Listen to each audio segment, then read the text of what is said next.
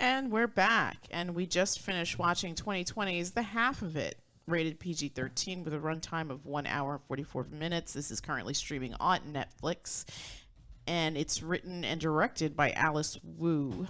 The story is about a young girl named Ellie Chu, played by Leah Lewis, who gets roped into, I guess, writing love letters for this boy Paul to this girl Aster, and in the process Ellie just finds out that she has a wee bit more feelings, I guess, for Aster than she'd originally anticipated. Stalker! Actually, not a stalker. I'd like to point out that before she agreed to write the letters, there was that scene in the hallway where Ellie is looking at Aster. Oh, and she says, "I'm Ellie Chu." She's so Weird. obvious about it. Yeah, It and awful. slaps you in the Even face. before that. Yes. Okay, so you know what? So then she probably did. Yes, you're correct. She did like Aster even before. Yeah, she Paul. had feelings from the get-go. Yeah. I'm gonna go around the table and get impressions. Olive G, what did you think of this movie? Snore, some dialogue that I wasn't paying attention to, cheesy moments that I covered my face with a pillow, and the ends. That's all I can remember. Yeah, this isn't a kid's movie. This isn't a kid's movie. It's no. not like, there's not- nothing objectionable about it. It's just I can't imagine a kid Olive's age would find anything remotely interesting in this film. All right, so let's bring it over to G. I guess this is more in your age range. What did you think of this film? I hate romance, but there's that one scene where they're talking and Paul says, "I'm so stupid," and I thought that he figured out that she was in love with her, but he didn't, because later on in the movie he does that stupid thing. I guess he was more stupid than he originally thought. Yes. Well, I mean, Stupid Paul. He was Stupid he was a simple guy. Yeah, I mean, he I wasn't. don't think he was. Yeah, he wasn't. He wasn't looking for deeper meanings and stuff. He was kind of like all about things on the surface. Yeah, and the first reason he saved for liking Aster was because she was pretty. Because she was pretty, exactly. Well, most boys. Yeah. I mean, well, yeah. I mean, that's the first thing that's going to grab somebody. He's not going to be like, oh, she has this great big brain. She has this massive brain, and like, oh, when she made that comment about something in English class, I was blown away. Yeah. Yes. She's quoting Sartre and Yeah. Shakespeare. there you go. In the month of Pride, I think it's great to see stories about representation, and I thought that this was an interesting movie. While I was watching it, there were some cringy moments. There were some moments where I was like, "Oh no, what is happening?" And I put a pillow in front of my face. Yes. And also in the locker room. Wait, when Paul kisses Ellie, or yeah. Well, I mean, much like life, I mean, and teenagers are famous for big emotions and big drama and all the such. Everyone's not like me. I'm so quirky.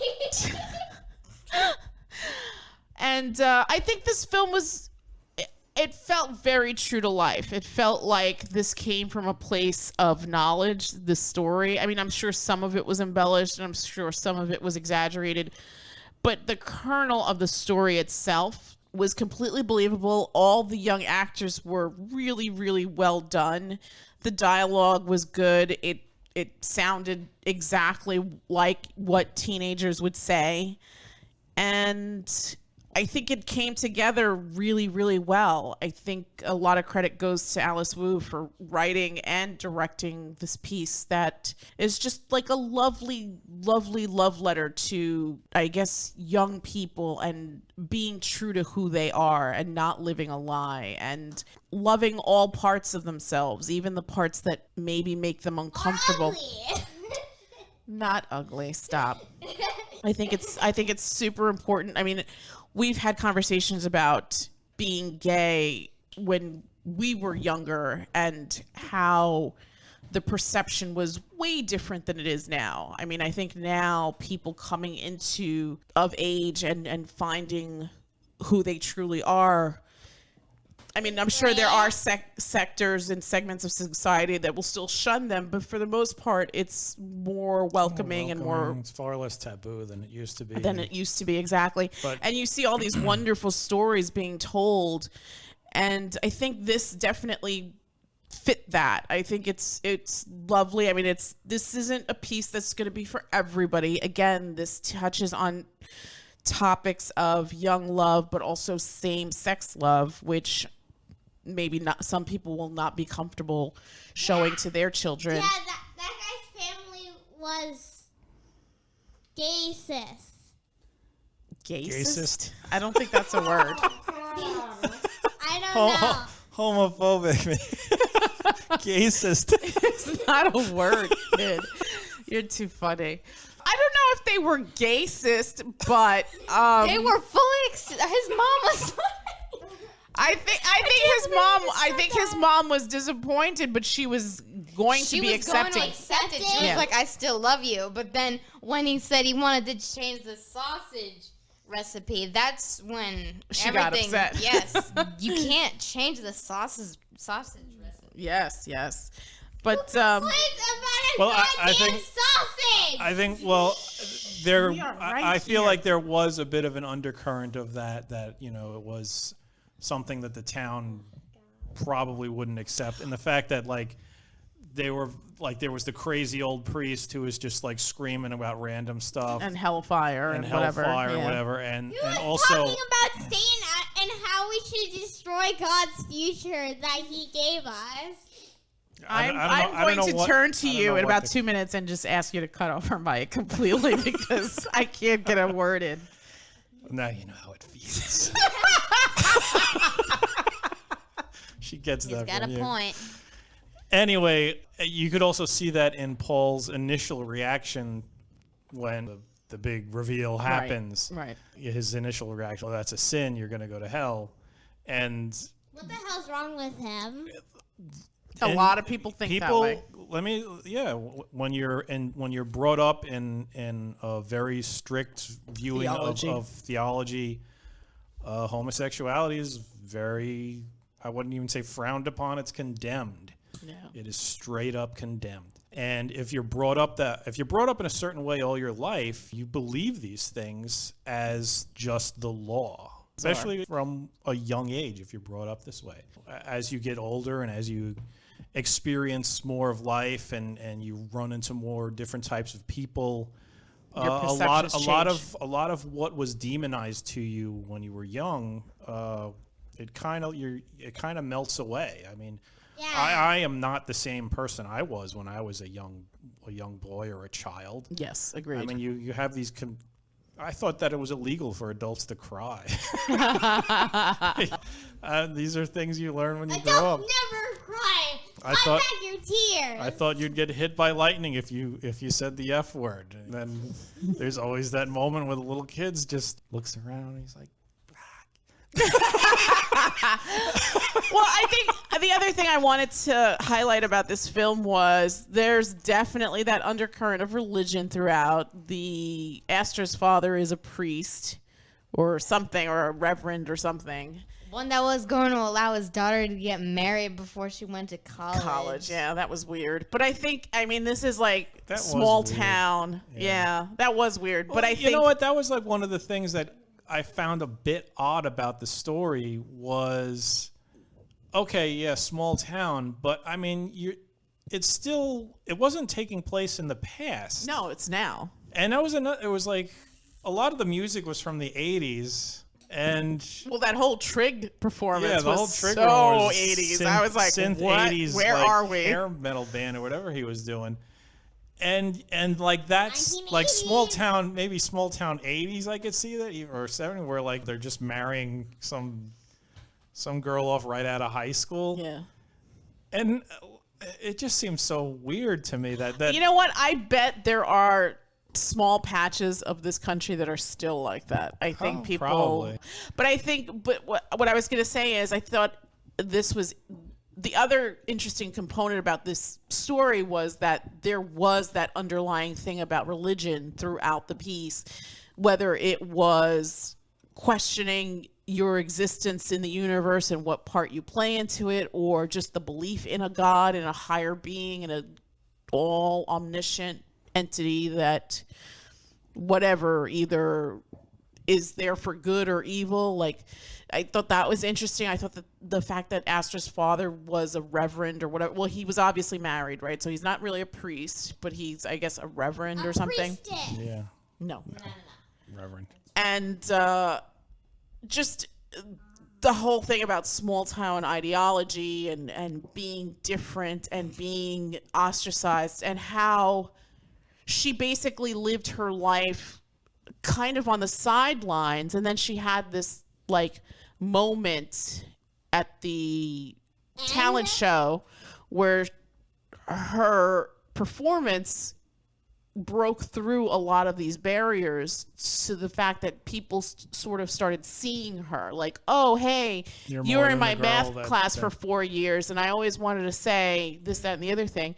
And then right, and then the other interesting thing was in the beginning of the film, she's always kind of being not picked on exactly, but kind of being made fun of. She's got her little bicycle and the kids in the car are always like, Ellie Chu, Chu, Chu, Chu, Chu. Yeah. But then after that performance, that stops, right? After Paul stands up for her. And also that, I think that also helped.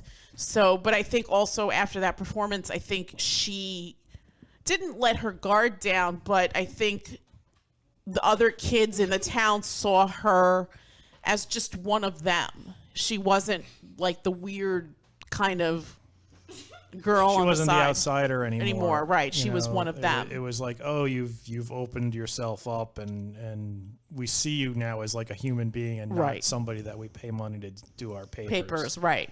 I think, yes, exactly. And I feel like she, it wasn't this wasn't the story of somebody who was like pitiful or was sort of like pushed into this sort of like outsider role. She sort of like lived it. She embraced it.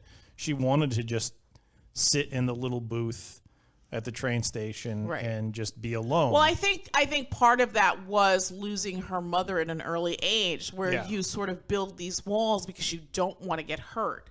And that speech where she gives in the church where she says that love is messy, and it's true. I mean, there is no perfect life. I mean, life is going to come with its highs and its lows. Love is going to come with its highs and its lows. Everything is, it's a crapshoot, right? But you have to learn to live your life. And I think finding her truth and accepting it and embracing it was ultimately the thing that Ellie needed to give to herself. Yeah. And I guess also there's that whole repeated refrain, hell is other people. Yes. And also references to hell in that church. And also references to no exit, because that's a love triangle, or three people in hell who basically one loves the other, that one hates them, but loves the other one who hates them, who loves the other one who hates them. That makes no sense. Don't worry about it. It does when you think about it.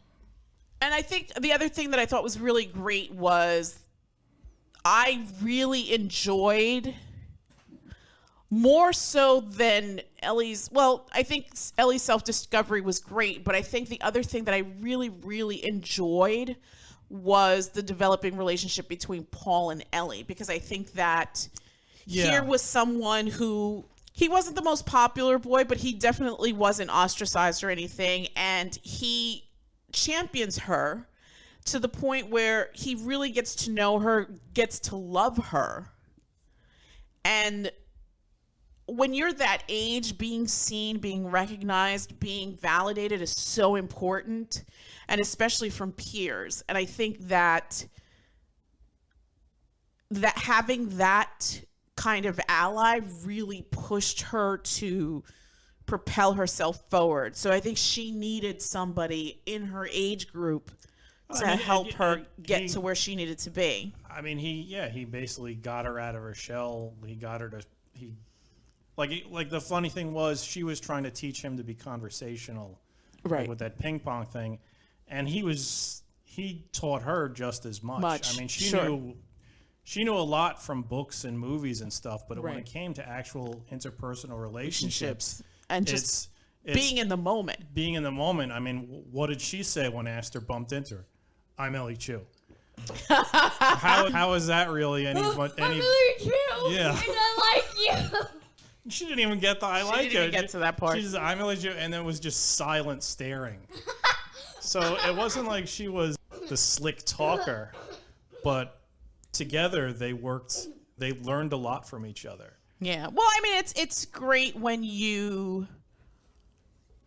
I think the other thing that I remember from being in high school is how dramatic everything is and how everything feels so much more than it is.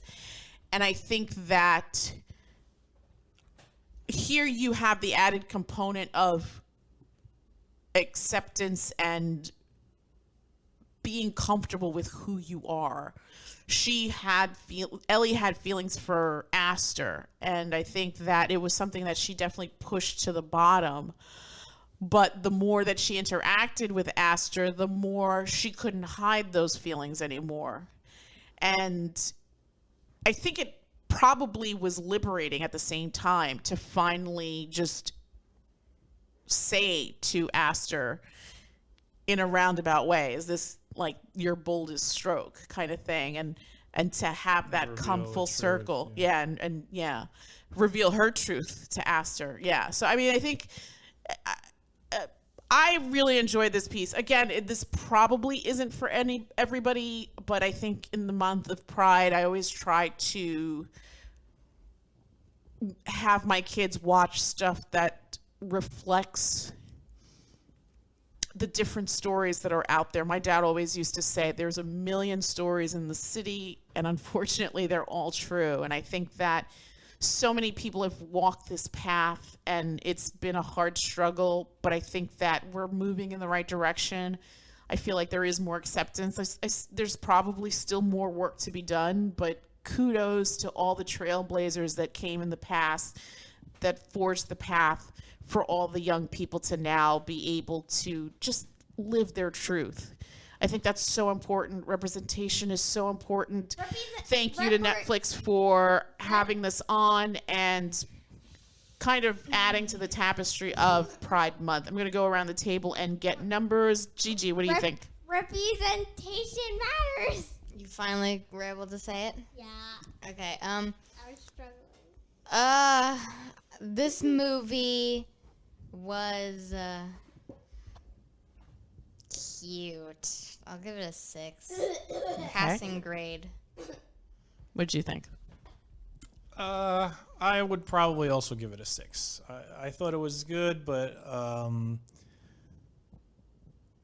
like I said, there were certain things about it. Like one thing that bothered me was like there was that scene where her dad's making dumplings, and he basically tells her, "You're going, we need this because you're going to be going to college away."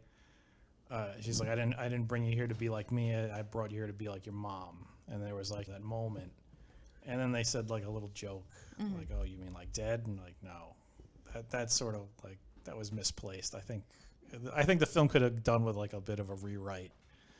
Fair enough. I mean, I didn't have a problem with that scene, but I understand what you're saying. I think there needed to be levity in certain parts. It probably wasn't that. This came right after the big church scene, which was like the big moment, and then it sort of like erupted into this sort of like comedic circus. Yeah. And then you have this other like smaller, more intimate moment, and then they do a joke. And meanwhile, the rest of the film didn't have anything like that. You know what? That's true. Actually, it wasn't a funny movie, and not the conventional funny. I mean, I think there were aspects of it that were humorous, but not like uh-huh. Trig. Trig was basically a clown in the entire movie, and he was like the big jock, the big man on campus, and just completely oblivious to anything other than himself. And Which a lot of young people are like. He was another thing that sort of took me out of the story because he was a bit too much of a buffoon. Like, I understand. You're a bunch of buffoons. There's got to be the jerk boyfriend, but he was just such a clown, and everybody was like so deep up his butt, loving on this guy. Yeah. Like all the girls are like, it was a bit too cartoony for this type of film and sort of that. And for that, that's probably why I'd just give it a 6.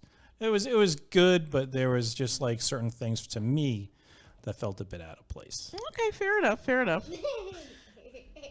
What about you, Olive G? 1 to 10. I give this a 6. Okay. You giving it a 6? I thought you didn't like this movie. 5. Okay. I didn't mean to lower your score. I mean, if you generally want to give it a 6, give it a 6. But It's a 5. I me actually like this is a little bit decent more movie. than everybody else. I'm going to give this a 7. I agree with you. The script could have been a little bit tighter, but I think for what it was, it played well. It's not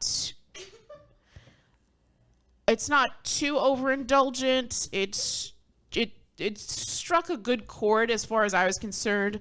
I totally get what you're saying about Trig, but I think to have painted him in the opposite direction, kind of like the Craig Schaefer boyfriend of like those John Hughes movies, like that would have been I don't think that would have worked. I think well, I mean, we don't have to go into date rapist territory, but we like Can we just less get on with less cartoony. He could have been a big dumb idiot, but like it was just sort of unreal, like the accolades this guy was getting. But I mean, again, small town. I mean, I totally get what you're saying, and it's completely valid. But I think that for this particular piece, you needed to sort of have a person that was just completely oblivious, because that's definitely a teenage trope, I guess. Just the person who is just the golden child that's loved by everyone, that's can't do wrong, that's the captain of the football team, that's the golden child, that's the rock star, that's this, that, and the other thing. I understand that. I'm just saying he was a bit too cartoonish. No, And now that I'm thinking about it, another thing that kind of bugged me a bit was probably Aster. Mm-hmm. Why that? Like, she clearly did not really like him. She didn't like any of these other people. She wasn't shy about showing that, like, she didn't like them. I mean, she wasn't saying anything mean, but you could see on her face she didn't want to be there at all. You right, could see but I she think was upset, and like, and yet said she was yes. always there. She didn't even seem to make an effort to pretend like that was what she wanted. Yes, but I think again, you've forgotten what it's like to be a teenager. This is what you do. You kind of go with the flow. That's the thing. I understand that that's what it's like to be a teenager, but even the kids who are not so into it are pretending. She wasn't pretending at all. I don't know. She put on the brave face, like when the boy, like when Trig said, "Oh, did you catch that, babe?" And she's like, "Yes." Like, she's not really going out of her way to like separate herself, because this is what the norm is. This is what's expected of her. This is what she thinks that her life should be, because she doesn't know any different. And I think having feelings for Elle as well really put something in her, because I don't think that she even thought that this was a possibility. Yes. I'm gonna go to bed. Okay. I'm tired, and also this conversation is going on for way too long. Okay, let's wrap it up. All right. Okay, so I would say that I would recommend this, but again, full disclaimer, this is not for everyone. This is a story about a girl coming into her own and her feelings for another girl. Yeah, there's nothing objectionable. There's nothing objectionable. I think there's maybe 2 kisses in the whole movie, And Limited cursing. That's it. Limited cursing. Oh well, okay. Well, Okay. there's no sex. So. There's Yeah. nothing like that. It's very tame. like I don't even know why it was PG-13. For me, this could have been PG. This could have been PG. Kissing and her getting Well, I drunk think is the too topic. I think scandalous. people Oh, are. teen drinking. That's right. Yes. There was teen drinking, so that got the 13 slapped onto the Ah, PG. there you go. Okay. Well, again, I would recommend it, but again, full disclaimer, this is not for everyone. If you want to go see it, though, it's currently streaming on Netflix. So we say check it out. And that's it from us, and we will come back with another review soon. Thank you, and good night. Night. Good night.